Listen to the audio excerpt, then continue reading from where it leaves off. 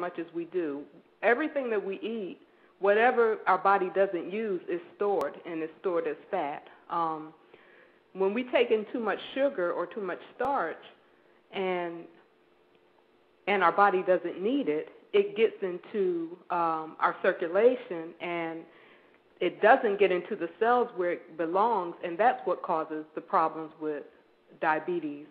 The body can't metabolize or break down or utilize the glucose as it should, and we get things such as what you may have heard in the news of insulin resistance. Right. Or the pancreas, which is the organ that produces insulin, doesn't work as well, so we don't get enough insulin. Insulin is like the key. I liken it like a key to a lock, and the cell being the house or the door to a house. And insulin is the key to open the door to allow the sugar or the glucose to get into the cell where it should be. Well, if you have too many houses and not enough keys, and that's what happens with obesity.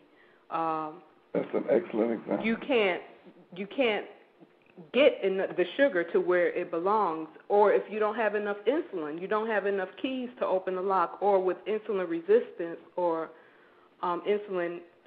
lack of insulin sensitivity, the key don't work as well. It's like you ever had a key that, don't quite fit the lock, and you're trying to jimmy it, but the key doesn't fit as well. So in either case, what happens is the glucose stays out in the bloodstream instead of getting into the cells where it belongs, and that's what causes all the problems that we see with diabetes, the eye problems. It's kind of like having rust in pipes. It's not supposed to be there. The symptoms that you have of diabetes, the increased thirst and the increased urination, because the body is trying to get rid of it. That's what by nature, the body is a magnificent creation, and so it's trying to heal itself of the excess that it doesn't need. Very good. Mm-hmm. I see that our friend from Albany State University, world-renowned motivational speaker and trainer, Dr. Joshua Murfree, has joined us. Dr. Murfree, how you doing?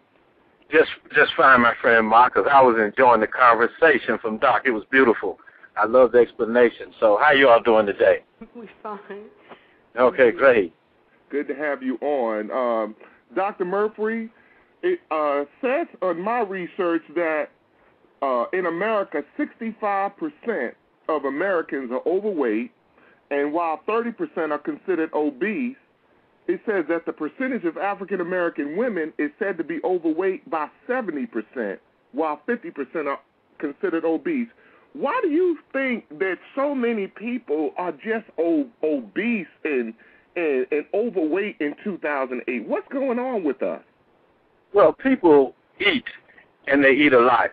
People are hollering and screaming that they got a gland problem. Yeah, they have a salivation gland problem. It's an appetite stimulus. That just simply means that people want to eat when they feel bad. They want to eat when they feel good. It's subliminal. It's like if you go to a party, you go to a basketball game or a football game, you go to the movies. So people can go to the movie theater, haven't eaten prior to going there, and they still have to have popcorn with butter on it and everything else. It's kind of like it makes them feel good when they can eat, and then they look a year and a half later on, and they're looking like, oh, my goodness, where did this weight come from? Well, all you got to do is stop and just think about anything that you did extra in between meals. But for people, I take that again to the appetitive stimulus. It's like it seduces one to believe that if I eat and I'm probably feeling good and I'm doing good and so forth and so on, and we simply overeat. That's why we have taste buds. And when we overeat, gustation takes over, and because it tastes good, we continue to do it. And we'll go back the next night, and we don't necessarily need the movie theater. We don't necessarily need the barbecue. We don't necessarily need the Thanksgiving dinner, the Christmas dinner. We just start saying, I'm going to try this, because when I went to a party or a cookout, somebody had something that tastes good, so I'm going to see, can I make that same dish? And we overeat. And the other thing that we do, too, we eat beyond the point of fullness.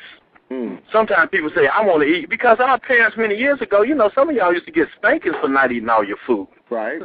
Definitely. And think about it.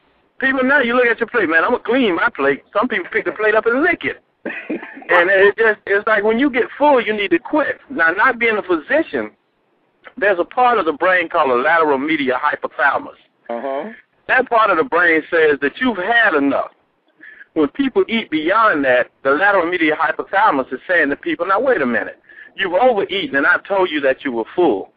And they used to do studies on cats all the time where they stimulate that part of the brain to say that here we go with these electrodes. This animal, this cat had already eaten, but yet I can make this cat feel full. And that appetite stimulus is something that we deal with all of the time.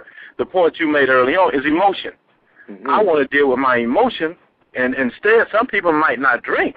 But guess what? Some people overeat based upon that.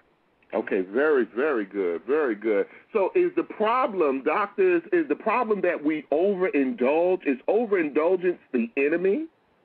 It is. Okay. Because we tend not to control it. We tend not to control it. We just let it go. And then when we let it go, we'll say things like this. Somebody said, well, it doesn't make any sense because when I showed you a picture 5 years ago, look at you. Look what you were doing. You were healthy. You were feeling good. And then all of a sudden they just say, well, I got to dial something. You know right then that person needs some help. Right. Doesn't mean they need necessarily psychological help. They need some friend help. They need some counseling where friends can say to them, but no, let's put it in perspective. What is it that's bothering you to make you think that you need to overeat or overindulge, regardless of what you're doing? And we tend to do that. Sometimes whether we're drinking, whether we're smoking, we just... Join Brother Marcus on the Brother Marcus Show every Sunday at 8 p.m. on the internet. Our website is www.blogtalkradio.com/Brother Marcus Show.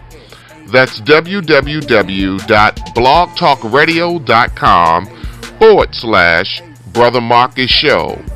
When you visit this site, you can log on to the website and hear all of our previous shows that we have archived for you.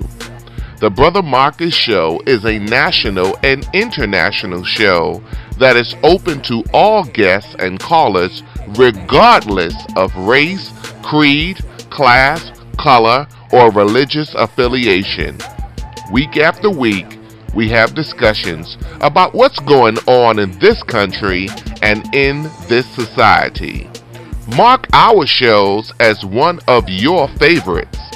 Please rate our shows that you listen to and add comments to the show. Thank you in advance, and God bless you and your family in 2009.